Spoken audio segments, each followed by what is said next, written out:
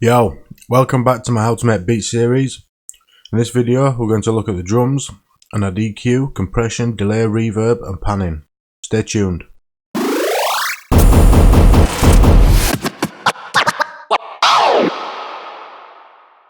Welcome to Azzadous Studios. Thanks for watching and supporting my channel. Please subscribe if you haven't already and like and share this series if you're finding it useful. Let's dive in and have a listen to what we have so far.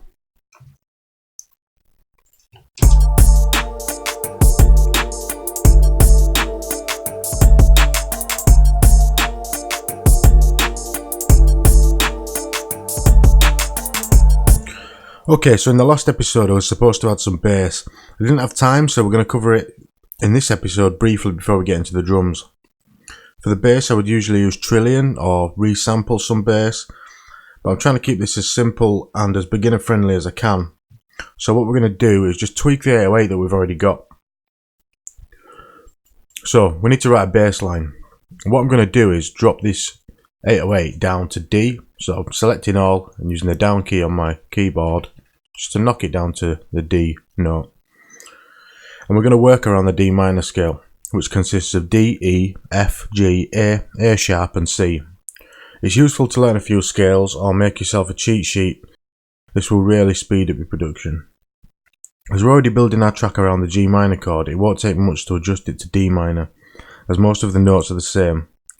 So let's have a quick look at our piano and the pads. So as you can see with the piano there, A sharp and D, that's all in line with the D minor scale. D, E, F, G, A sharp and C. And the pads are the same, A sharp, D, G, A, D, G, A, C and F. All still in line with the D minor scale. So we don't have to change anything for now, we can leave them as they are. So what I'm going to do is I'm just going to leave the first notes on D. I'm going to knock this up to, let's say, A sharp. These up to A, have it sort of walking down. I'm going to keep these on A.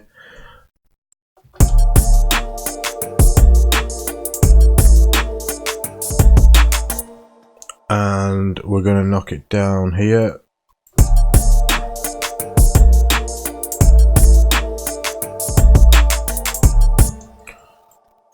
That's quite hard to hear, but I think it wants to be on the F.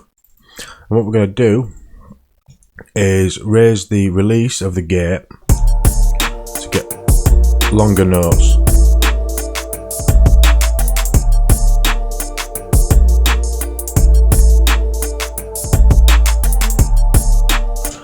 And as you can hear, this F note isn't really ringing out. It's not really getting much volume, and that's because the trigger is our kick and there is no kick in that position. So what I'm going to do, rather than adding a kick, because I like the drum beat for the moment, is raise the hold on the gate, and this extends how long the gate is open for. So when the last kick is triggered, it will hold it open longer so that this F will get a little bit more volume.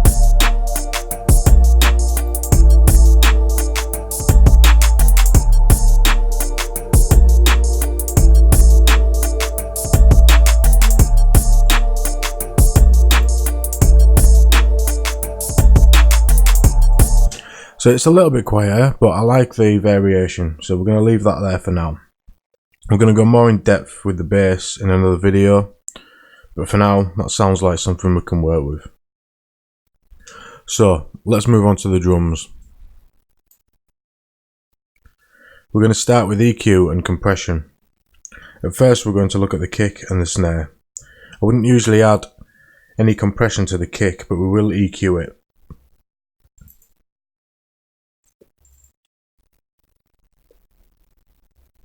So our kick is here, and we're going to solo that out, and I'm also going to solo the drums channel just so we can hear the kick. So I'm going to grab an EQ8, and you want to add it on this side of the drum rack, so you're just affecting the sample you've got selected, which is the drum. Oh, actually No, I don't have the drum selected. We'll leave that there for now because we're going to need it anyway. So you want to select the drum, the kick down at the bottom, and drag an EQ8 in on this side. If you drag it on that side, it's going to affect everything in the drum rack. So first of all, what I'm going to do is I'm going to change band 1 to a low cut. And we're not going to cut too much of the lows off, but the 808 is adding the majority of the low that we need, so I want to cut off some of the extreme lows, maybe about 40-50 hertz. And what you can do is just get that to a point and switch it on and off. And then if I hold control and add the 808, clicking the solo button,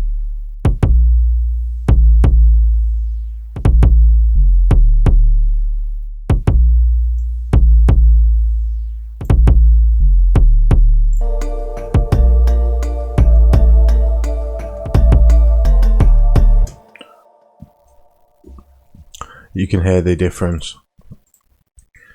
Okay, so with kicks, there's not a lot of EQing I'll usually do, especially when the kick sample sounds quite nice, as this one already does. But one thing I do like to check is the area around 300 to 400 hertz, which can be quite muddy, and it can be quite a nasty sounding area.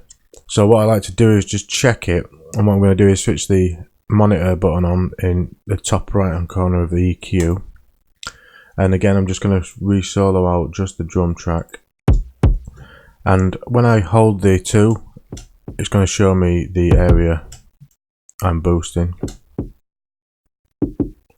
So that's about 350, and what I'm going to do, it doesn't sound too nasty, but I'm just going to dip it out a little bit, a minus a dB, maybe a little bit more. Let's use the gain here, minus 1.9. I just feel like that tightens it up a little bit. We're going to adjust the Q, make it a little bit smaller.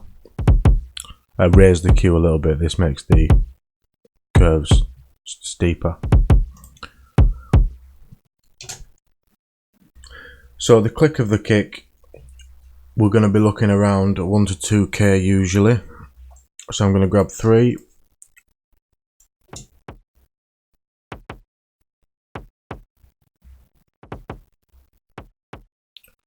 Okay, so I'm going to raise the Q again for number 3. I'm just going to boost a little bit, about 1.8 dB, and that's at 1.82 kilohertz. I'm actually going to bring that down a little bit more, so we're boosting by about just under a dB.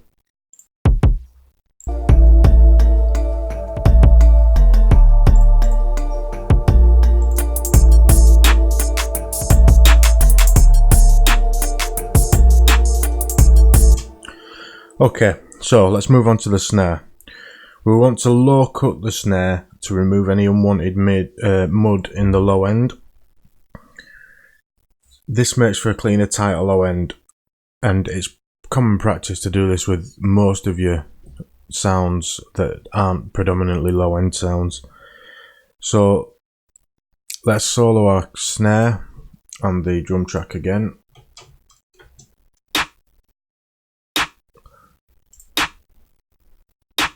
So the snare is quite a high pitched snare, but as you can see here, it's got quite a lot of low end in it, which we don't want, or not so much of. So again, what I'm going to do is choose band 1, and I'm going to choose low cut. I'm going to bring this up.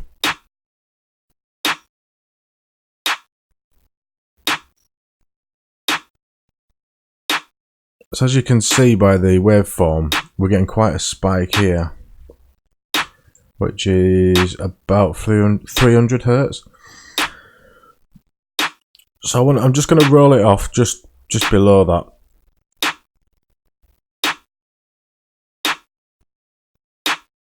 About 250.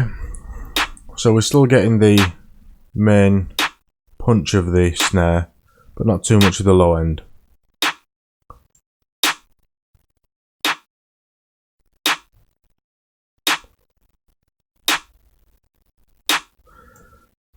And what I've done there is I've just raised 4 a little bit, the high shelf, just to give it a little bit more high end. That sounds nice. It's nice to bring out the high end sometimes. We might undo this later, but you know, for now that sounds nice. So as we're already working on the snare, we're going to add some compression. This will save us going through each sample multiple times if we do, you know, EQ and compress each one as we're on them. So what I'm going to do, I would usually go for the Waves API to 2500, which is a really good compressor, and I use this for most of my percussion, but as I said, I want to try and keep it as simple and as beginner friendly as possible. I'm going to use one of the Ableton stock compressors, and I'm going to use the glue compressor. You can use the normal compressor. I'm just more comfortable with the glue compressor. I like how it sounds more, so I'm going to use this. So first of all, I'm going to put quite a quick attack, 0.1 release. I'm going to put on 1.2 for now, and ratio I'm going to put on 10. I'm just going to roll off the threshold, and I'm aiming for about 3 or 4 dB of gain reduction. So this is the gain reduction here. So between 0 and 5 is fine. I don't really want to go over 5. So what I'm going to do is switch it off and back on again to check how much the compressor has reduced the gain of the sample. And I want to match that with the makeup gain here.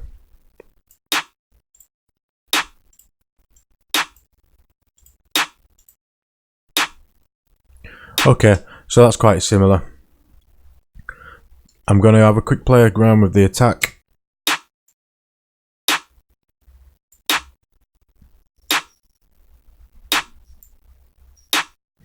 I want quite a fast attack because the snare is just a quick sample.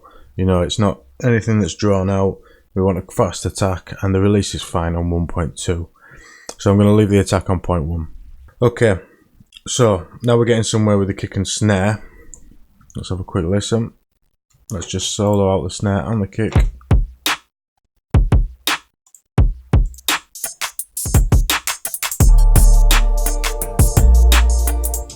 So we're going to want to tidy up everything else. So let's move through the samples. First of all, we've got hat. So we're going to use the same method as we did before with the snare, EQ and then compress. You can play about with the order of these if you want. Early on, I personally like to clean the sample up with EQ before I compress, and then I may EQ it again if I feel like it needs it. But if you want to start playing about and listening to the difference between EQ before compression and EQ after compression, then go ahead and experiment. There's a lot less rules than you might think. In fact, you do get some very varied results from having EQ before compression and EQ after compression. So if you want to have a play about, go for that. For this, I'm just going to try and sail through it a bit quicker than usual, as we've a fair bit to get through. So the first hat, let's EQ it, EQ8, and while we're there, we're just going to stick a glue compressor on. So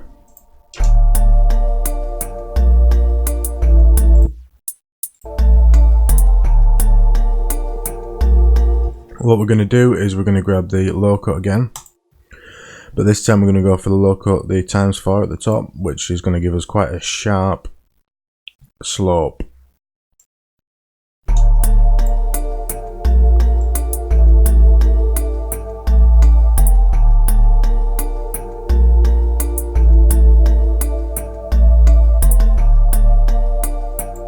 So I'm going to cut quite a lot off this one.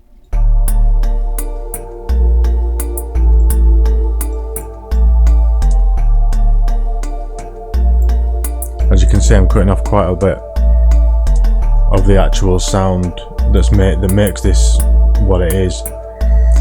The reason for this is I want it quite clicky and high pitched, and also again with the low cut we don't want all this low end here. It's really unnecessary, especially for a hi-hat. You can't hear it anyway, so all it's doing is making the low end muddy.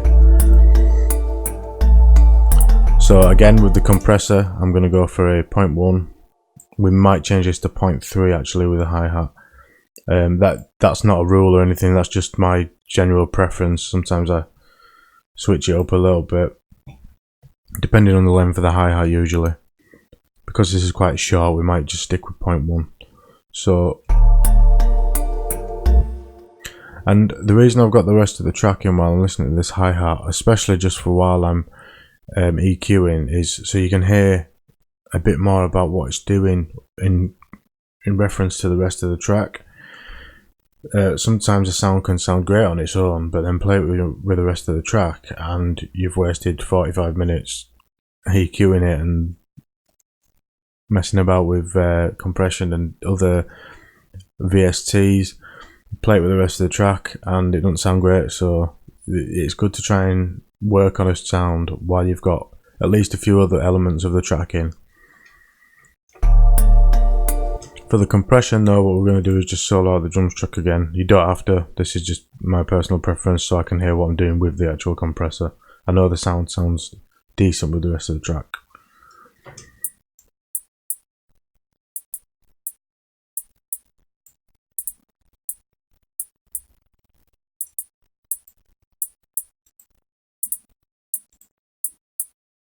Okay, so I've just rolled off the threshold to get about 3-4 dB of gain reduction and raised the makeup gain to make up the gain that we've lost. So the next hat, again we want an EQ 8 and a glue compressor.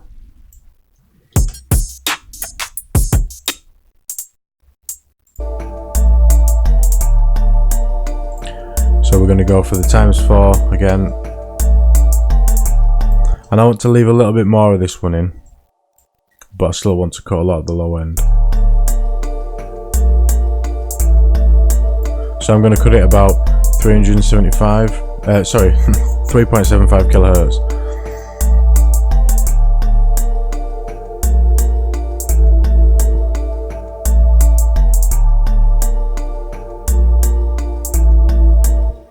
Okay, and then the compressor, same settings as before.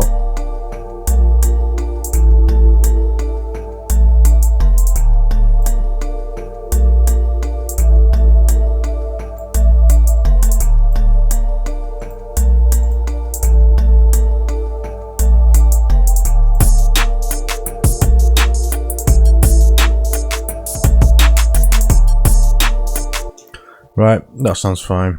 Let's move on. I am going to go into more depth with the compressor in another video. I'm going to do a video about compression or maybe even a series, because it does take a lot to cover fully, and I'm still learning myself as well. So if you don't know much about it, just experiment with it, find some tutorials. I wish I could have a link you to one of my own, but I don't at the moment, so go check out some tutorials, some walkthroughs. I'm sure there's a hell of a lot on the internet nowadays, so check that out and learn a bit about compression because it's quite important. Okay, so the next sample we've got is an open hi-hat. So again, we're just going to go for the same EQ8 and glue compressor.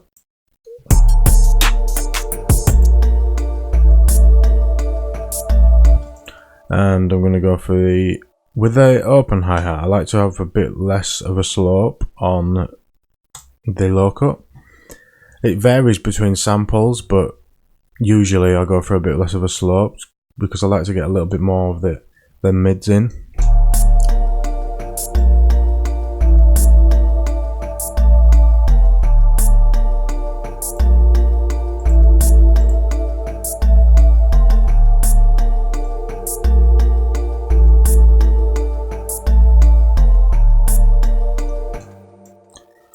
Okay, that'll do for now.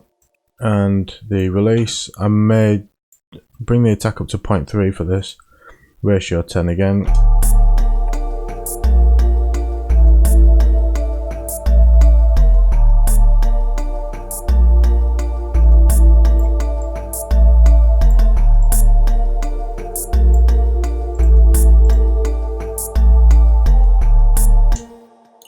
Okay, that doesn't sound bad.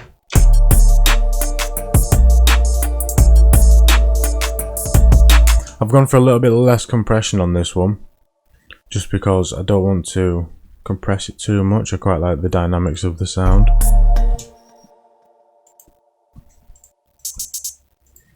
So our second open hi-hat, EQ8, glue compressor, and I'm going to try and just sail through these a little bit quicker because I'm essentially doing the same thing, and I'm sure you'll be able to get them sounding nice.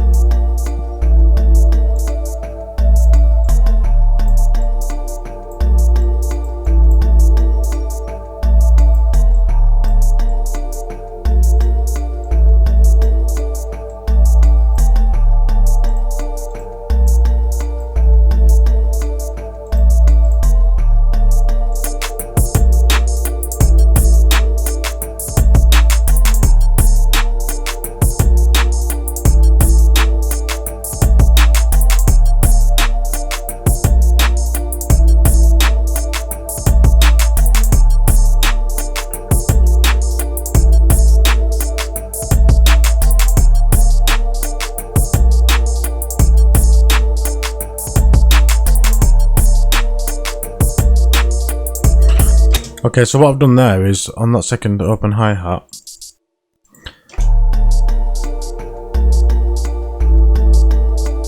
because this is playing one part of a sort of hi-hat melody, so a rhythm,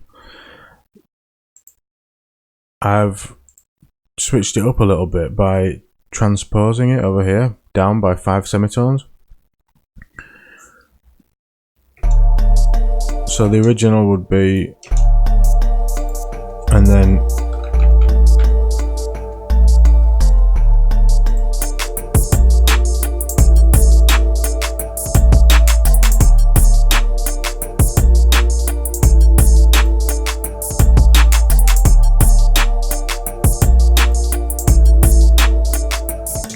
I quite like the sound of that. What I'm going to do is add a high cut, this number 8.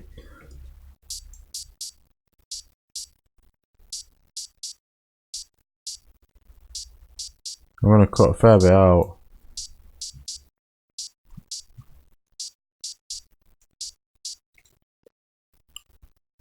Just because it's just adding a little bit of sound. It's not like a really predominant sound in the beat.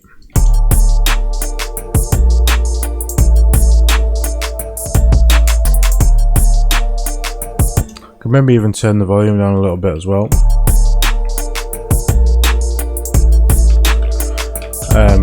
What I'll do with that is I'll just turn the volume down in the glue compressor on the makeup gain.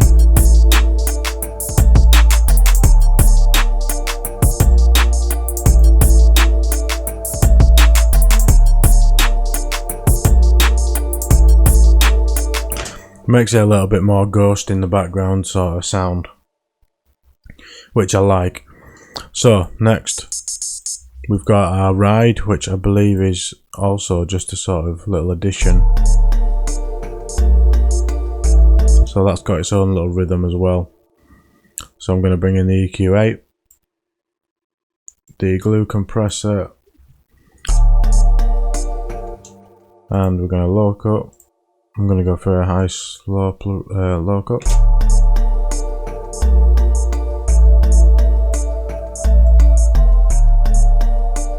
And what I'm going to do is I'm going to switch 7 on, and well, to be honest, I didn't really need to do that because I'm not using them all. So 4 will do, the high shelf.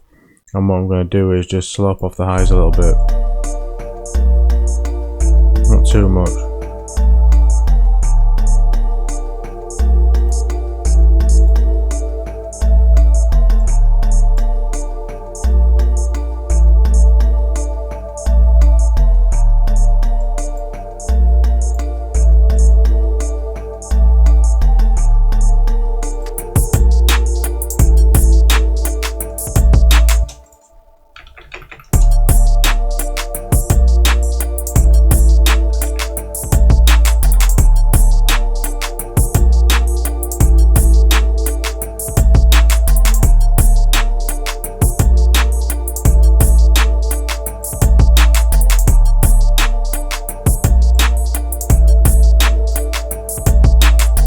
So what I've done is transposed this ride up 4 semitones, just to give the beat a bit more variation. It's quite nice.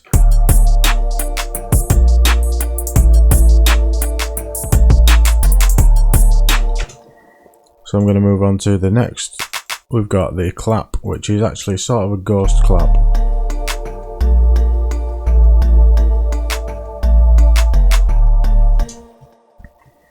And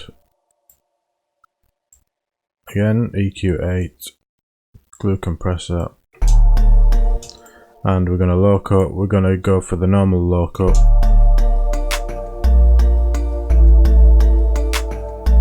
So we can cut quite a lot of this. I'm up to about 600 Hz now, and I'm still getting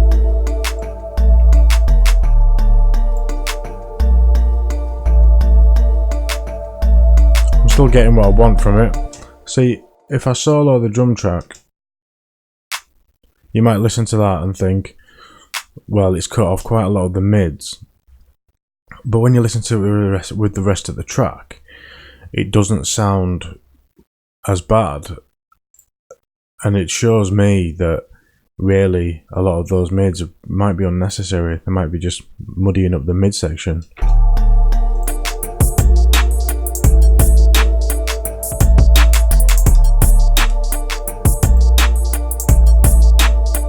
And what I'm going to just go back and do is turn that snare down a little bit. Only ever so slightly, it's not too bad. So, back on this, and our clap. Yeah, so what I've done is I've just took number 4, which is a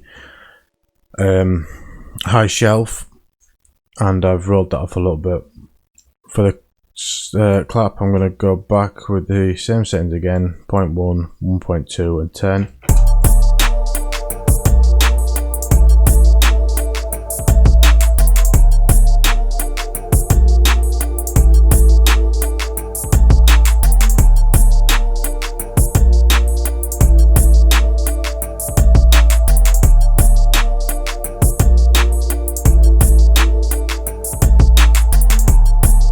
Okay, that sounds nice.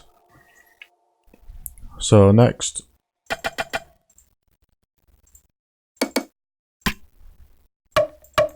from what I remember, we're not using all of these percussion sounds. Also these 3 here we're not actually using, which would be, let's check.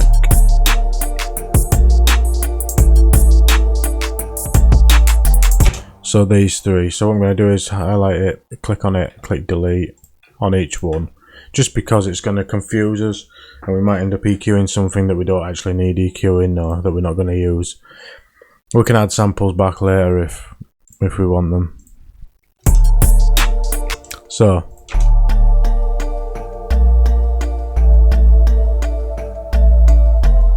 this is our offbeat bit of percussion, which straight away, first of all, I'll stick the EQ and the compressor on. But what I would say is that this needs to be transposed.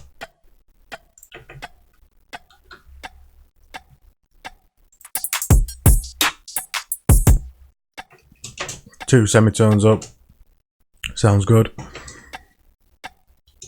Now, we don't want to lose too much of the mids on these because they are kind of mid-sounding, mid-high percussion. So I might roll that off about 344 there. I'm going to roll the highs off a little bit. And I'm going to give it a little boost at about 2.5k. And then I'm going to compress it.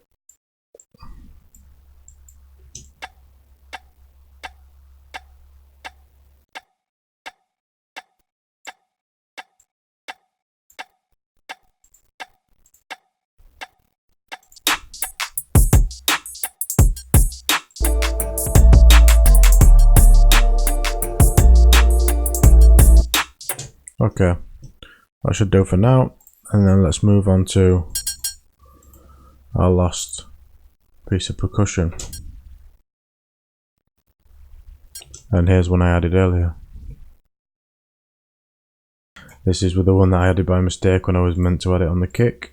Then that's fine there, we didn't do anything with that, so we can just continue working with it. So let's have a listen to this sample. Maybe transpose. Nah, I like it on 0.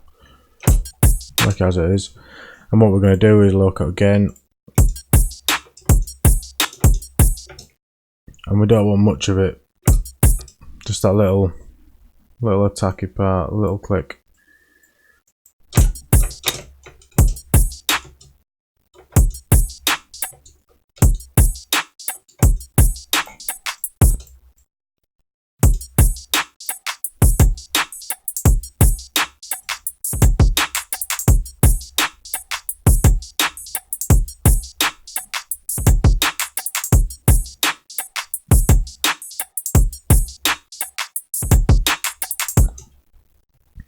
Okay, so that's our percussion and, well, our drum beat EQ'd and compressed.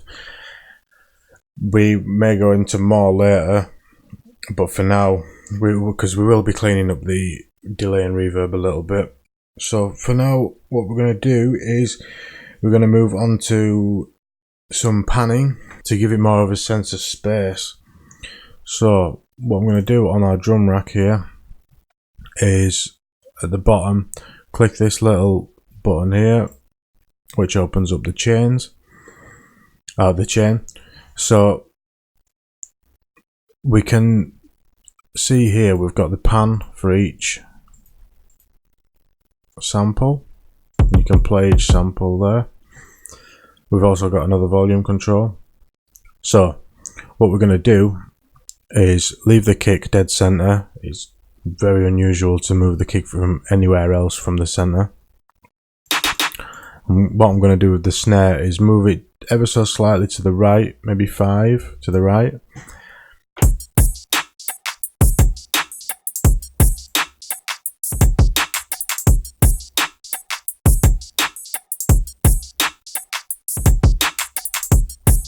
I'm going to go with 7. And the reason I do this is to sort of make, while we've already been making room for the different samples in the frequency spectrum, we also want to give them their own own space in the stereo field. And I like to keep it still quite close to the center, as it's the snare and it's one of the main parts of the rhythm of the track. But I want to give it a bit more space from the kick, so I take it away just a little bit to the right, which sort of keeps it in the center but gives it its own little bit of space in the stereo field. So the hi-hats, I would usually go for quite a nice spread on the hats, so what I'm going to do is check out what we've got with these two hats. I'm going to solo them both.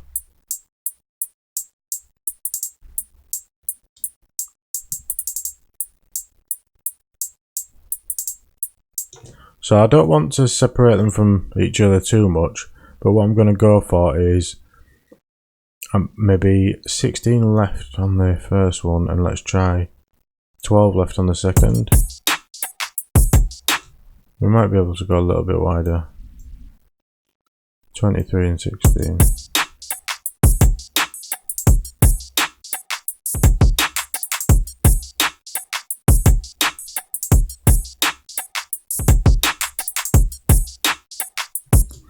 I'm going to leave them there for now. And the open hi-hats, I'm going to do the opposite with the, well, the same but on the right hand side. Although the second one, I may keep that closer to the centre than I did with the other hat.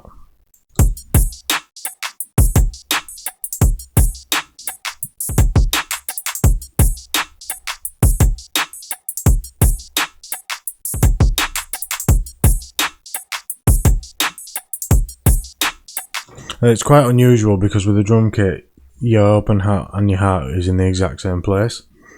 So what you can do is sort of give these the sense of being in the same place by putting them in the same sort of area as the normal hats.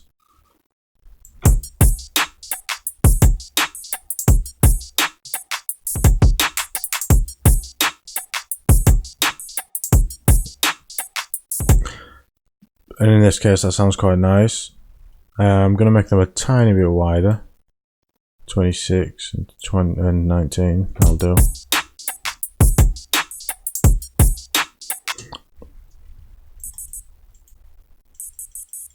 This is our ride. Now our ride can be the other side if we want, because it depends where it sounds good. And what I like to do when I am panning is sort of imagine the space in my head. So I look at where a drum kit might sit and where each drum or cymbal would be.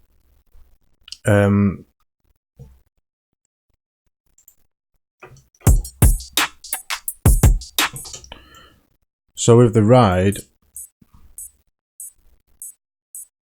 I'm going to put that 24 right for now.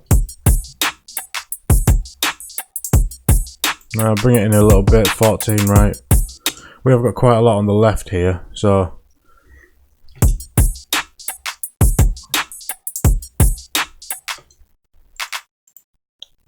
okay, so as clap, I'm going to put this a bit wider on the right, as it is a ghost, and it's a clap, so if you think of someone clapping along, you know, to the side of the drum kit, they don't have to be too close in. Let's have it quite wide to see what it sounds like.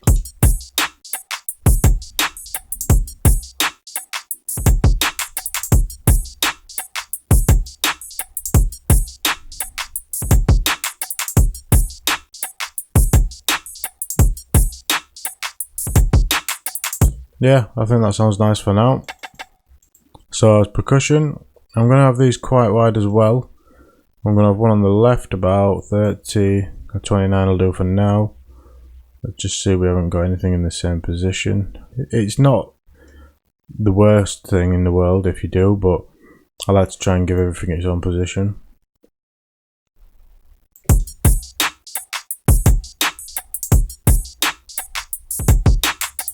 Okay, so with this one I'm going to turn the volume down a little bit.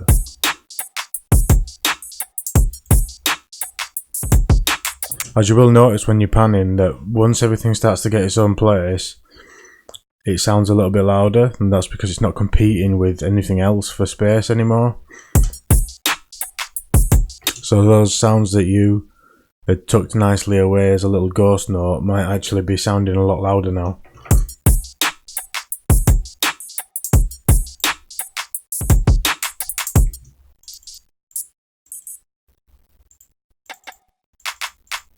So this clap I'm going to turn down a little bit as well.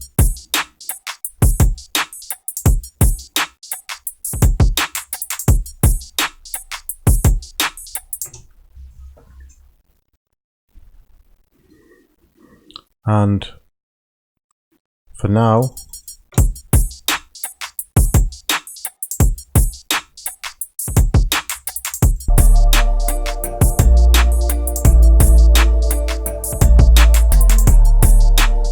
I like the sound of that. Okay, so let's do a little bit of reverb and delay.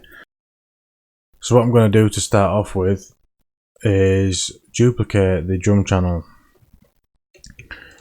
you can either right click and click duplicate, or you can also hold control and click D.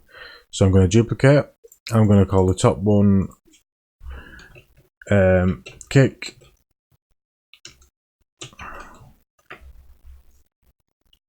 I'm going to duplicate it again. I'm going to call this snare. We could call that snare. We'll leave it just called snare for now, but what we're going to do with this one is we're going to leave the snare and the clap on this same one. This one we're going to call perk for percussion. And again, I'm going to duplicate it. I'm going to call this one hats. And I'm going to include the ride in hats. So what we're going to do on kick, all we want is the kick. So what we can actually do is delete everything but the kick. On the snare, we want everything but the snare and the clap, so we don't want this percussion, we don't want that, we don't want that, we don't want that, so we want to keep that. We don't want these hi-hats, and we want to keep that. So percussion, we just want these top two.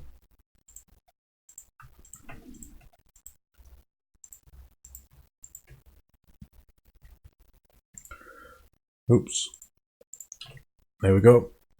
And then hats, we want to keep our hats. So let's take these off. We want those, and we want these two. Okay, and the reason I've done this is I like to create in one drum rack. I think it's easier just to get a sense of rhythm and, you know, to piece together a drum track before then going on to splitting them up. And the reason I split them up is because I wouldn't necessarily use the same reverb, or if any at all, on a kick. In fact, we're not going to use any reverb on a kick. It's probably only in a creative sense that you might add a bit of reverb. But for this, we're just going to leave the kick standard. What you could do is go through each one of these if you want and delete everything else that's unnecessary. So you've just got the kick there. And the snare one, we just want the snare. You'll be able to tell after you've deleted the ones that you don't need, because it's only the ones that are named now. So you just delete the ones that just have notes in them, and you're left with the ones that you set up. So we want that one and that one, that's fine. And then for the hats, we want to get rid of those two and get rid of those four, and that's about right. It's not necessary, but it does give you a bit more of a sense of what everything looks like in each track. So now I can solo out each one. So on this hats channel, what I'm going to do is I'm going to add another EQ8 just to check what we're dealing with. You can see there's a little bit of low end there, so I'm just going to roll that off again. I'm not going to go too high because I don't want to change the sound of anything too much. Just to cut off some of this low end here that's being built up for no reason.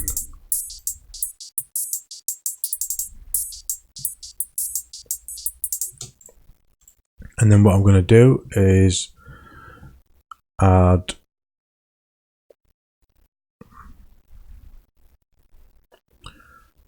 the reverb. There we go.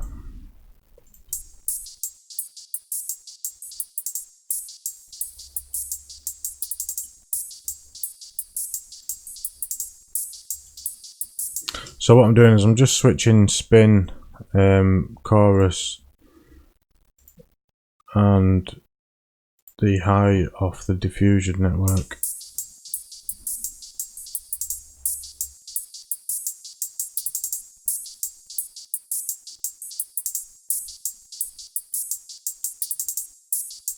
So what I'm going to do is just take the decay time down a little bit and tweak the size.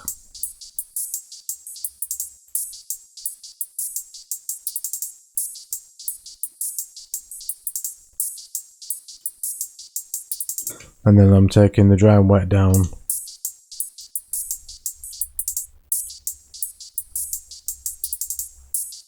So it's adding to the sound but not being flooded with reverb.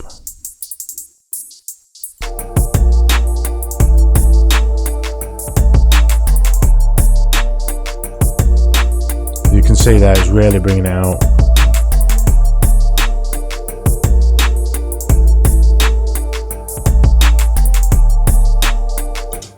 We're going to leave that there for now and move on to this percussion track.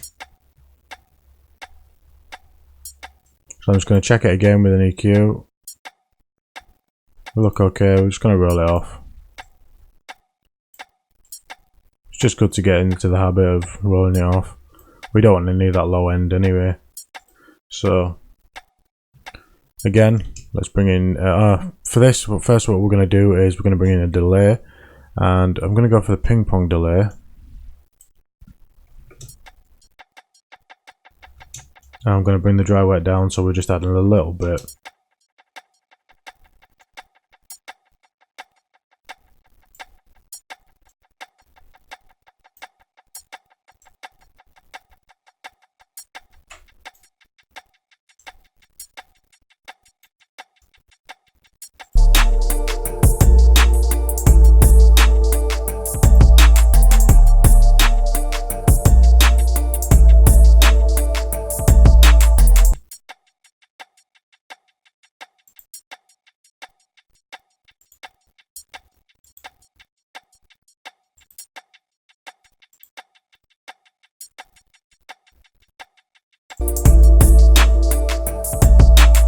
And this just adds a little bit to the sound.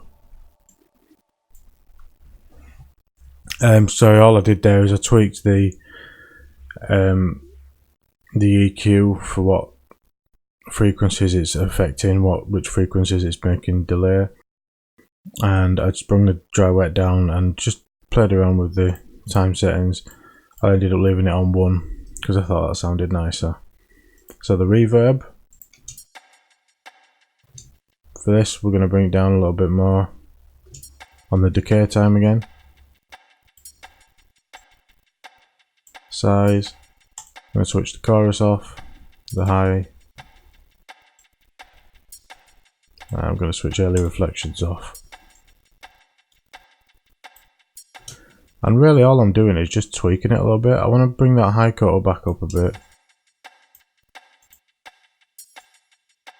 and put the low cut on.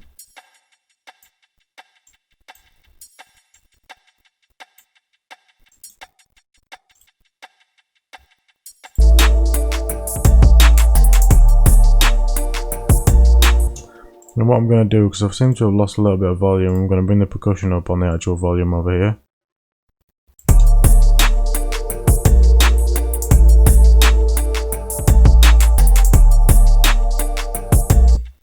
You can just hear it. But that's what we want. We want it to be quite ghost notey, quite faint. So now I'm going to move on to the snare. Again, I'm going to EQ. Remember, this is a snare and the clap.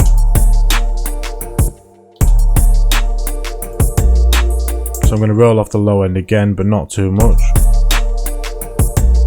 If you remember, our snare was kicking around 300, I think it was, and our clap was higher than that. So as long as we sort of roll off lower than 300, we shouldn't be clipping too much of the sound that we wanted.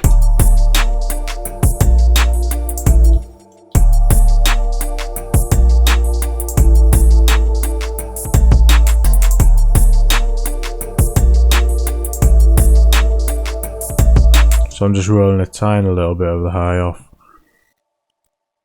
And then what I'm going to do is bring in the reverb, and I don't want a lot of reverb on this. Let's solo it.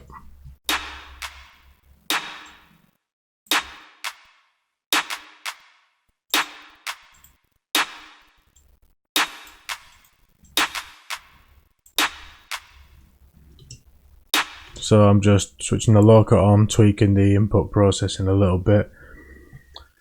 I've left early reflections on. Let's see what it sounds like.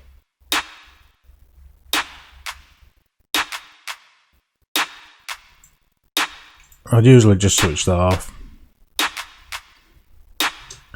What I'm going to do is switch the global quality onto high, which I should have done on all of them. I'm not used to using this reverb. I usually use Azzadous Acoustic or one of the Slate Digital reverbs, but as I say, I want to try and keep this as in the box as I can.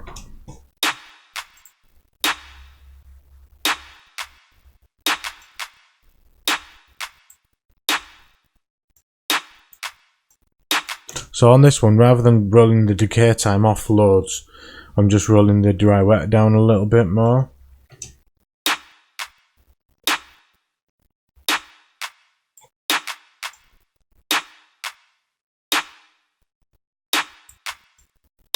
I'm just playing with a few of the settings.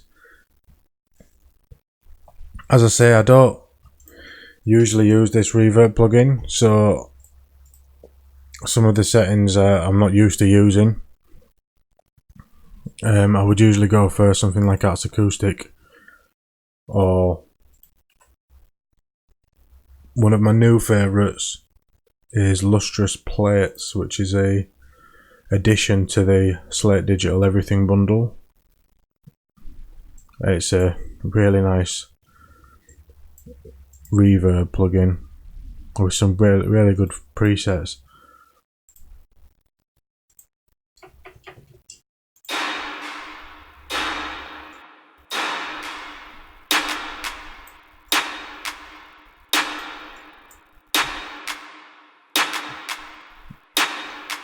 And I think you can buy this on its own, I would have thought. I use it as part of the Slate Digital Everything bundle, which is again well worth the money if you want to invest in it. But we're going to get rid of that for now, and we're going to go back to the Ableton reverb.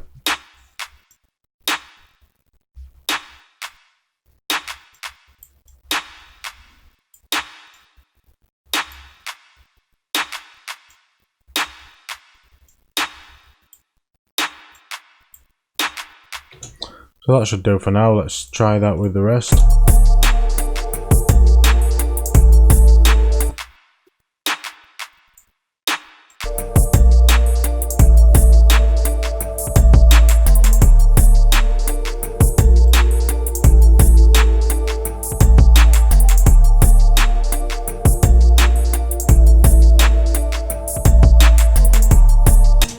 And the kick, we're just going to leave as is. I wouldn't put any delay or reverb on the kick. I mean, you can try it if you want and see if you can get some sort of